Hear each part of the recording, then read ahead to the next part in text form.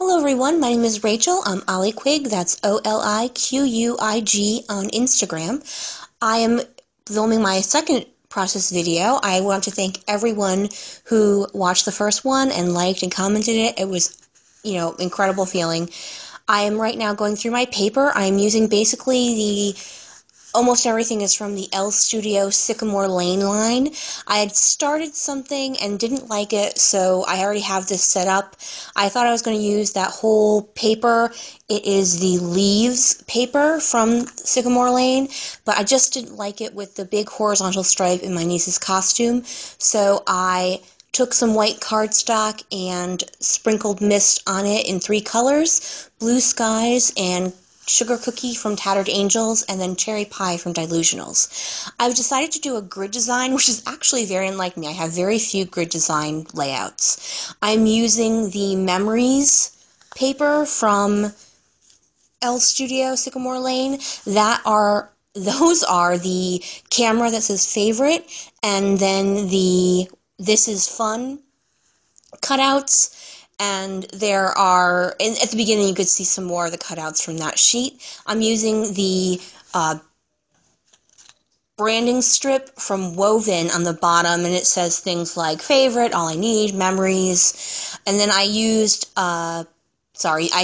the woven pieces in the bottom left-hand corner and then all the way up and down on the right. I'm going to add a third piece just above the photo all the way to the right at the end. Right now, I'm adding some wood veneer from Freckled Fawn. They're actually musical notes and then different sized birdies. I'm not using any of the birdies on this one. I'm just using some musical notes. I also used the Memories journaling spot. That's also that I'm gluing down right now, and then I'm gluing down that other piece from Woven all the way. I was very excited to do this one. As I said, I don't usually do grid designs, so this was a novelty for me. I am using my T-square to line it up because there are certain things like alpha letters and stuff, if they're a little wonky, I don't really care, but if I'm lining up pieces of paper and everything, I have to have them line up. That gray piece with the leaves, that is actually from the leaves line. It's the A side to the what I have going around as my border page. I decided to cut down that border sticker that I had going all the way down to use the wood veneer, and I'm going to use a little bit of it later on up above. I use Scrapbooker's glue by Scotch to glue down the wood veneer. It works pretty well. I don't hate it, I don't love it, but there's a ton of it in there, so I'm not going to get anything else until I finish it because it doesn't not work. It does get clogged an awful lot. I spend a lot of time unclogging this every time I want to use it, but I'm kind of thrifty, so I don't really want to have to replace it. These are thickers from the Maggie Holmes Style Board collection. I don't remember what they're called, and I lost the packaging. But if you look under Maggie Holmes Style Board, you'll find them there if they're still available anywhere. Now I'm getting out my mini alpha and label sticker notebook. I got this idea from Gina Bath. She uses a composition book. I found this 2-subject notebook that has pockets in front and then halfway through. So half of it is for my smaller alphas, and then the second half I use for the label stickers I have from all different companies. I am using one from Studio Calico. It actually came in one of the Studio Calico Project Life kits I used to get. I no longer get those. I don't do a lot of Project Life. It was kind of like, oh, Project Life, I think I'll come back and do this. And because I had taken a hiatus from scrapbooking for a while, and when I came back, I thought I'd come back to do Project Life, but it turned out I really prefer doing the traditional scrapbooking, and I usually just do a monthly Project Life layout now. I'm a little behind. I finished with August, but I haven't done September or October yet. So I'm getting this, and I realized pretty quickly that I'm misspelling the word found, so I finally redo that. Let me just explain what this layout is about. My niece, she's an honorary niece. She's my best friend's daughter. We share a house. My best friend has a job that requires her to work evenings and weekends, so she needs someone who could be there for her daughter. I just put that cut apart on top of the photo, on above the photo, and it says "Enjoy the little things." So basically, I'm adding another row to the top of the grid design. Then I'm decided to add more of the musical notes up in the left-hand corner next to Waldo.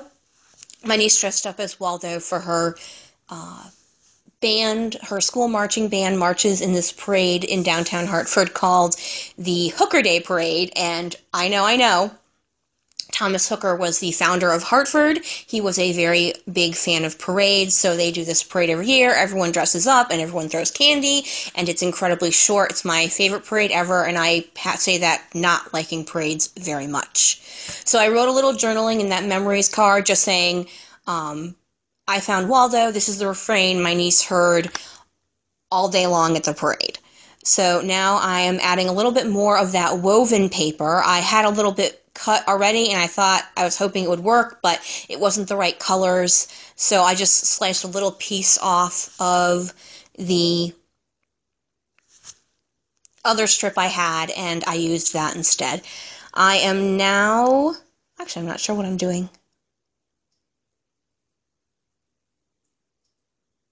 Oh, yes. I have this, I'm using it as flair. It's actually a pin from a local company that does letterpress and invitations, but they also have a small Connecticut-themed line going on, and they have t-shirts and pins and bags, and I used a pin, and I was able to pull out the back, and this one says small state, big heart. And I have ones that say Nutmegger and Mark Twain House and stuff like that. So I then put a geotag on from Twine and Ink. It's a puffy sticker.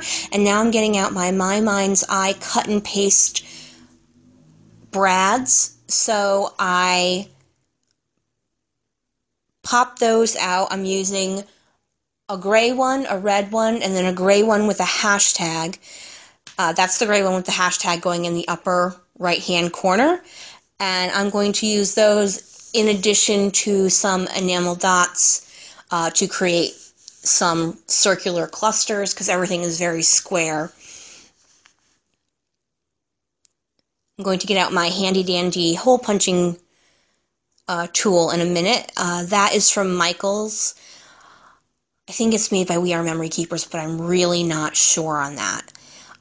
While I'm waiting to do this, I will say thank you so much to those of you who watched my first video, especially to those of you who commented or liked it. It was actually thrilling. I know that sounds ridiculous, but it really was very thrilling to be able to complete that and put it out and get it all done and have people actually comment on it. So thank you so much. I very much appreciate it.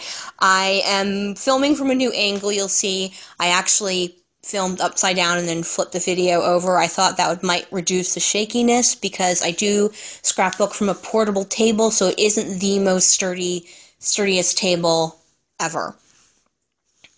So hopefully this will improve.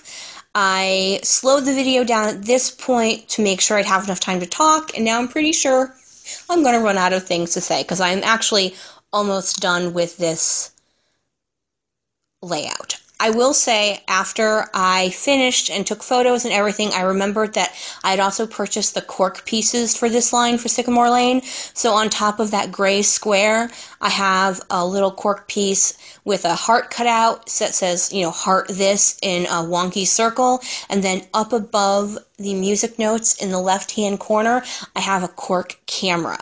The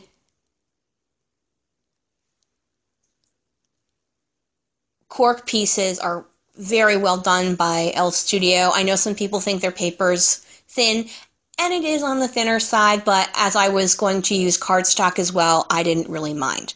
That pretty much completes my layout. I'm going to show you some close-ups, and then there's going to be some photos at the end. Thank you so much for watching. Please like and comment. If you have any questions whatsoever, feel free to ask in the comments.